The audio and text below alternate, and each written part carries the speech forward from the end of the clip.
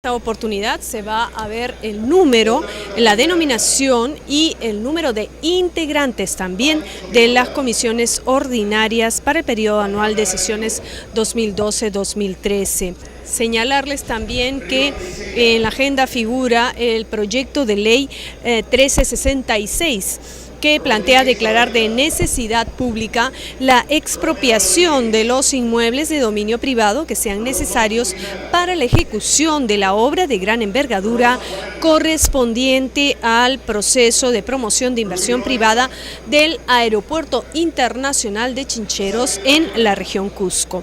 Señor presidente, yo creo que es muy claro que el derecho de interpelación es un derecho de las minorías, y que siendo un derecho de las minorías requiere un número minoritario de firmas para ser presentado y requiere un número minoritario de firmas para ser aprobada la interpelación.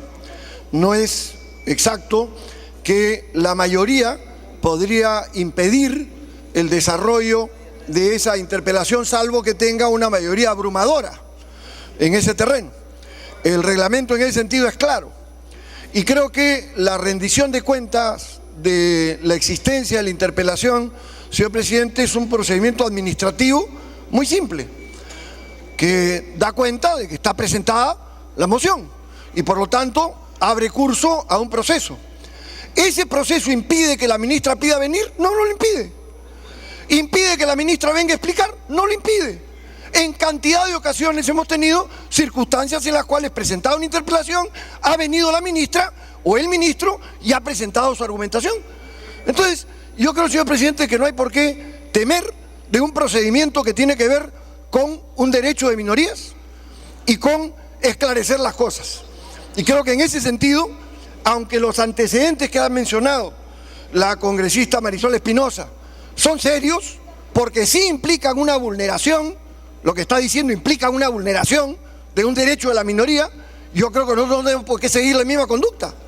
Si eso ha ocurrido, a mí personalmente me parece inaceptable que ocurriera. Yo hubiera protestado en ese momento por ese hecho, porque creo que hay un derecho de minorías que la norma reglamentaria establece y no impide en absoluto que la ministra solicite su presencia. Si quiere solicitarla ahora mismo, la puede solicitar ahora mismo y no traba para nada la rendición de cuentas respecto al tema de la interpelación. Gracias, señor. Gracias, señor presidente. Yo, sobre el proyecto, creo que, como ha sido señalado por muchos, hay que buscar convertir en realidad el aeropuerto. Tengo, sin embargo, dos observaciones que quisiera sean aclaradas.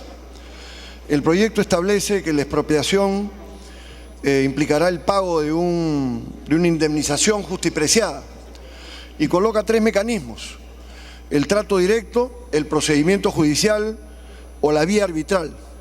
Pero entiendo, y quisiera sobre esto una aclaración de los congresistas del Cusco, de que hay un acuerdo ya entre el gobierno regional y los propietarios de los terrenos, que hay un compromiso de pago de $20 por metro, que este es el compromiso que está sustentado en pronunciamiento público, no sé si en documento, pero en pronunciamiento público del gobierno regional, y con el cual había un acuerdo.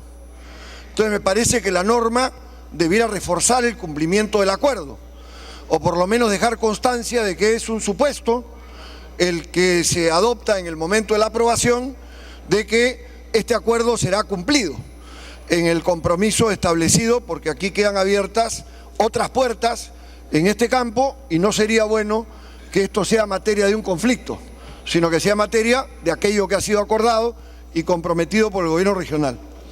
Y en segundo lugar, señor presidente, yo no logro entender por qué el gobierno regional tiene que invertir 200 millones en la expropiación para donarlas al gobierno central y no ser parte de la asociación público-privada que está propuesta en relación a Proinversión.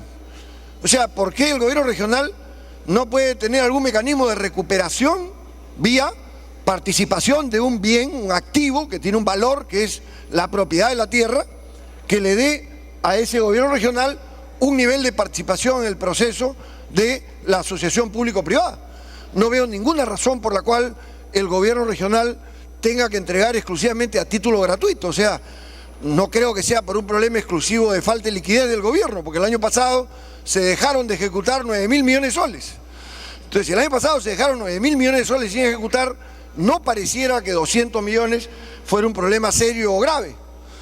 Entonces, si el gobierno regional está metiendo el dinero, yo creo que debe quedar abierta su disposición a poder intervenir en la asociación público-privada y que esto no sea un manejo exclusivo del gobierno central, porque esa asociación se está haciendo con una inversión regional y esa inversión regional debiera, en mi opinión, respetar este derecho de la inversión que está haciendo el pueblo del Cusco a través de su gobierno regional en ese proyecto.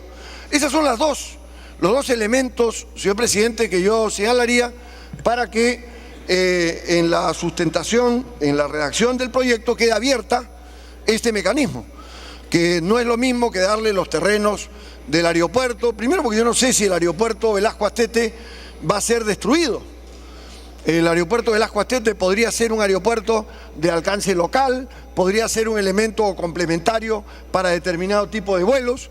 Hasta donde entiendo, señor presidente, el proyecto es de un aeropuerto internacional, pero regional.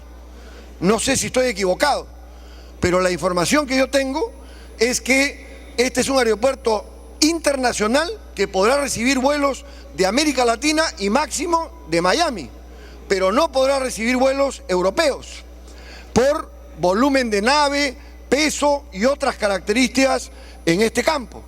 Entonces, me parece muy importante que se pueda tener vuelos directos desde otros países en este terreno, cosa que el aeropuerto actual no permite, pero tiene limitantes y podría resultar necesario mantener el otro para funcionamientos de diversas razones, incluyendo emergencias. Entonces, este es un tercer punto que yo quisiera plantear. Me está pidiendo una interrupción el congresista Coa y la congresista Tevez. Sí, me pide una tercera interrupción, señor presidente. Usted...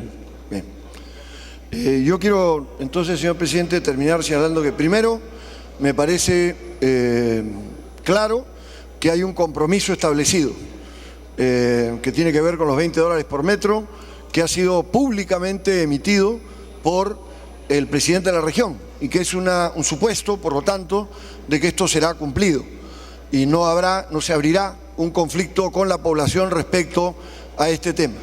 En segundo lugar, el proyecto de ley no define el modelo de concesión, ¿no es cierto? Y por lo tanto, mi propuesta sería que quede abierta la posibilidad en la redacción de que el gobierno regional, en función de su aporte, tenga algún rol a jugar o alguna intervención a jugar en el proyecto por la inversión que ha hecho en asegurar los terrenos. Que eso quede a evaluación del modelo que se adopte en ese terreno. Y sobre el tema del aeropuerto mismo y del cierre del aeropuerto, entiendo que la argumentación gira alrededor de que si se mantiene abierto el Velasco Astete, el volumen de movimiento del otro aeropuerto podría no garantizar la rentabilidad de una inversión tan grande. Pero eso no necesariamente hace que desaparezca el aeropuerto Velasco Astete, que pueda ser mantenido en función de condiciones de emergencia o no. En todo caso, no es, me parece a mí, un tema de la norma como tal, sino el de garantizar que el nuevo aeropuerto tenga las garantías de que tiene el movimiento adecuado y suficiente. No tengo el conocimiento técnico para una opinión más a fondo sobre esto. Esto es básicamente lo que quería, señor presidente, plantear, expresando nuestro respaldo a la lógica de la norma, de la que efectivamente vengo escuchando desde la década del 80, señor presidente. Y veo repetirla una y otra vez y por fin hay un paso concreto para convertir en realidad las cosas que se han venido discutiendo en los últimos 30 y tantos años. Gracias, señor. No, pidió la palabra el congresista de Canseco y luego con el congresista cerramos porque estamos para cerrar la sesión. Les escuchamos. Sí, señor presidente, yo le agradezco la palabra. Yo quería, señor presidente, llamar la atención de la representación nacional respecto a un hecho que a mí me parece particularmente delicado, que es la observación que ha hecho el Poder Ejecutivo de la Ley General de Personas con Discapacidad, que fue aprobada por unanimidad en el Congreso de la República, que provino de una iniciativa ciudadana, de iniciativas de parlamentarios que fueron largamente debatidos en la comisión y que no tuvo no solamente ni un voto en contra, sino ninguna abstención, y que ha recibido una respuesta, señor, que para mí es absolutamente inusual. Hay 14 observaciones que se han presentado, pero la carta termina de la siguiente manera: por las razones expuestas, se observa la mencionada autógrafa de ley en aplicación del artículo 108 de la Constitución Política del Perú. No obstante ello, el Poder Ejecutivo, dada la trascendencia e importancia que implica la dación de un nuevo marco legal para los derechos de las personas con discapacidad, alcanzará a la brevedad posible un proyecto de ley alternativo. Señor, el Ejecutivo tiene todo el derecho a observar una norma, pero pretender cerrar con la norma que fue aprobada por unanimidad y decir, yo le voy a presentar lo que es lo adecuado como tal, como conjunto, es, en mi opinión, señor, una actitud de poco respeto al Congreso Nacional que votó por unanimidad, es una actitud equivocada en este terreno y constituye un problema para más de 4 millones de peruanos que encaran el tema de discapacidad. Me pide interrupción la congresista Luz Salgado, señor presidente. Sí, culmine, congresista Canseco. Sí, termino, señor presidente, señalando que si es necesario nosotros solicitaremos del Pleno, señor, que sea invitada la ministra de la Mujer y Poblaciones Vulnerables para explicarnos a qué viene esta forma de tratamiento del tema de las personas con discapacidad y de la norma que aprobó por unanimidad el Congreso. Porque alguien tiene que hacer responsabilidad frente a este tema, o si no, el primer ministro, que es uno de los firmantes de esta observación, que venga a sustentarla en este campo y demostraremos lo infundadas que son las observaciones que hay, muchas de las cuales están ya contenidas en normas preexistentes que no constituyen ningún elemento que afecte intereses de otros, pero sí tienen un efecto inclusivo para las personas con discapacidad. Gracias, señor.